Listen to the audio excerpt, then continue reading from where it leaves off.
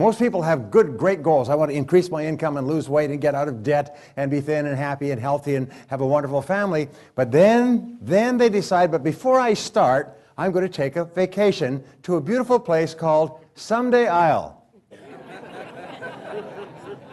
And in my estimation, 80% of the population lives on Someday Isle. Someday I'll lose some weight, and someday I'll read that book and listen to that program and join the Yes Network, and someday I'll get out of debt, someday I'll increase my income, but it's always Someday Isle. If you want to be a great success, there's one simple rule, is vote yourself off the island for life. If you decide you're going to do something, do it. You know, they've done dozens and dozens of studies over the years. They find that there's one major difference between successful people and unsuccessful people. Is successful people launch. They start. They get on with it. They just do it. Unsuccessful people get the same ideas and the same information, but they've always got an excuse for not starting. No, you just followed a proven recipe that had been worked out by people before you. And that's basically the secret of success. If you want to be successful in starting a business, then you study what people have learned, and everything that people have learned they've written down or shared in seminars or put onto audio programs. I learned this from a very wise man named Kopmeyer, who spent more than 50 years studying success. And he had developed more than 1,000 success principles that he had derived out of something like 6,000 books. And when I met him, I asked him the question you would ask. Of all these 1,000 principles, because I had studied it all, which is the most important principle of all? And he said, Bryan, he said, it's simple. He said, use proven success methods. He said, learn from the experts. He said, Bryan, you'll never live long enough to learn it all for yourself. So what I find is that successful people are those who learn from others who've gone before them. Unsuccessful people try to make it all up, like a cook going into the kitchen, taking ingredients out of the cupboards, throwing them all in a bowl, and wondering why it doesn't taste good. When I was a young man, I had a revelation that changed my life. I had read articles and sometimes books on time management over the years and made some lists and set some priorities and things like that. And I always felt, however, that my life was the sun, and that all the different factors of my life were like planets that orbited around my life. And whether that was physical fitness or socializing or work or time management, they were all planets in orbit. What changed my life was when I realized that time management is the sun and everything that I do is the planets in orbit. Everything we do in life revolves around time, because time is life. Time is the substance of our life. Is that the quality of your life is determined by the quality of your time management. That everything we have or are or ever will be a direct result of how we use our time.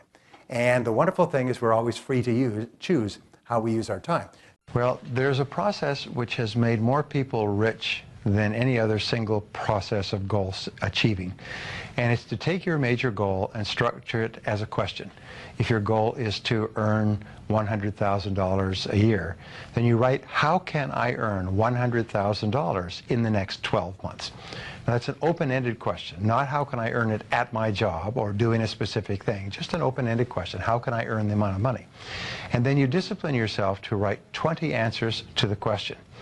And the 20 answers are all the different things that you could think of to earn $100,000. Work longer, work harder, upgrade my skills, get a new job, take a part-time opportunity. Whatever it happens to be, write down everything you could think of, but force yourself to write at least 20 questions, or 20 answers to the question. The 20-question method, called mindstorming, forces you to dig deep, deep into your mind, where you will find all your answers. And it may be call a person, read a book. Let me give you an example. We had a young fellow, entrepreneur, he got 35 years old. He'd built a successful business. He'd worked about 10 years to do it. And he, for 2 years, wanted to sell his business so he could take a year off and travel, enjoy his money. And so for 2 years, he just sort of floundered around like a fish on the dock, wanting to sell his business. Nobody offered to buy it. He suggested it to people. People were not interested, and so on. And in this exercise that they put him through, his 20th answer, and often it's the 20th answer that is the breakthrough, was buy a book on how to sell your own business. And it just went off like a flashbulb in his mind. At the break, he got up. It was a downtown hotel. Got up, went down to the street to a major bookstore, went and found He was amazed at the number of books that had been written on how to buy and sell a business. So he bought 2 or 3 books. 2 months later, he had restructured, packaged his business, sold it completely, satisfactorily, and took a year off. He said, but it was just a single idea. It was a breakthrough idea. But it was so simple. Just get a book on the subject. And you think, boy, that's pretty obvious, yes? But it's the most obvious answers that we overlook. Now, the starting point of becoming a millionaire is to remember the greatest discovery of all of human life, which is that you become what you think about most of the time. If you sincerely want to be rich, to achieve all your financial goals, and to retire as a self-made millionaire, one of the smartest things you can do is to develop the habits of thinking and acting that have enabled others to become self-made millionaires. What is so hard about this to understand? Most people are thinking of how little money they have. They worry about being broke. They're worried about lack and poverty. They're worrying about the prices of everything, and they're wondering why they're not flourishing financially, because they're thinking about poverty and lack rather than prosperity and abundance. Now, these habits of financial success are learnable, as all habits are, by practice and repetition. In other words, you can program yourself to think like self-made millionaires. And remember, it has to start on the inside before it ever comes true on the outside. Now here's an important point. Nothing works the first time. When you try something new, it probably won't work. When you try something new several times, it probably won't work. And the turning point in my life came when I would hear good ideas, and I was so eager to be successful in selling. I would run out and try the ideas, and they wouldn't work. I'd try a way of getting an appointment or answering an objection or closing a sale. It wouldn't work. And my natural response, and I think just to be disappointed. And then I realized nothing works, at least the first few times. So I decided I would try a new idea 5 or 10 times before I passed judgment on it. I would not just try it once and quit like most people do, and that changed my whole life. It was a turning point in my life because I realized from then on, if you've got a good idea and you've got a good goal and you want to double your income and improve the quality of your life, and you have to try new things in order to get new results, it's not going to work the first time. So you say, well, that didn't work. Try something else and try something else and try something else. Now, if you try, only 2 things can happen. What are they?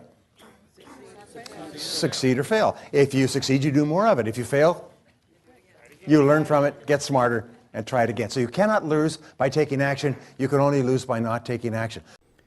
No matter how brilliant your mind is, and your mind can hold thousands of thoughts over time, you can only hold one thought at a time. So if you fill your mind with the thought of one activity that you can do now that moves you towards your future, you simultaneously block out all other thoughts and feelings of anything else that's happened or that is happening to you. So the only antidote for worry or unhappiness is busy, continuous action in the direction of your goals. And whatever you do repeatedly becomes a habit. So if you keep doing this repeatedly, writing down and thinking about your goals and working on them all day long, eventually, like baggage that you dropped out of your car and drove on, those negative events disappear over the horizon of your past, and you eventually forget about them completely, as you already have with so many negative events from the past.